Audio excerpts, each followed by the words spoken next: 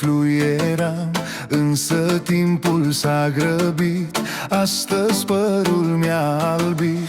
Parcă ieri copil eram, prin pădure fluieram, însă timpul s-a grăbit, astăzi părul mi-a albit. Zilele s-au dus în zbor și-au lăsat în urmă dor. O viață trecătoare, ești ca roa de pe floare. Ieri eram un pui de om, azi sunt ramură de pom. Anii tot sunt trecători și noi simpli călători. Ieri eram un pui de om, azi sunt ramură de pom.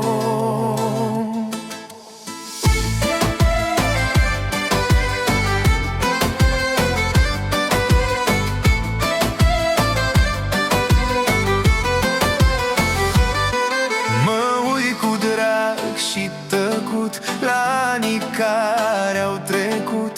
Nu mai plâng că am albit, ci mă bucur că am trăit. Mă uit cu drag și tăcut la anii care au trecut.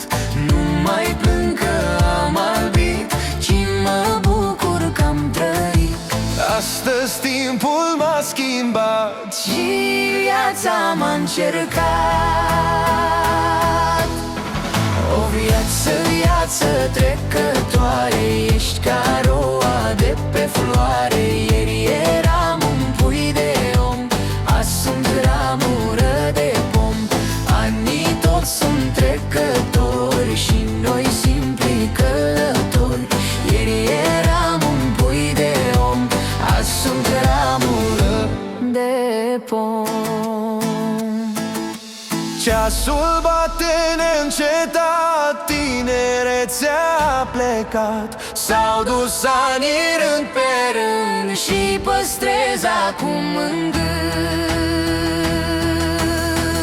O viață trecătoare, ești ca roa de pe floare. Ieri eram un pui de om, azi sunt ramură de pom.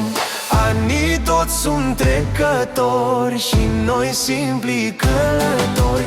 Ieri eram un pui de om, azi sunt ramură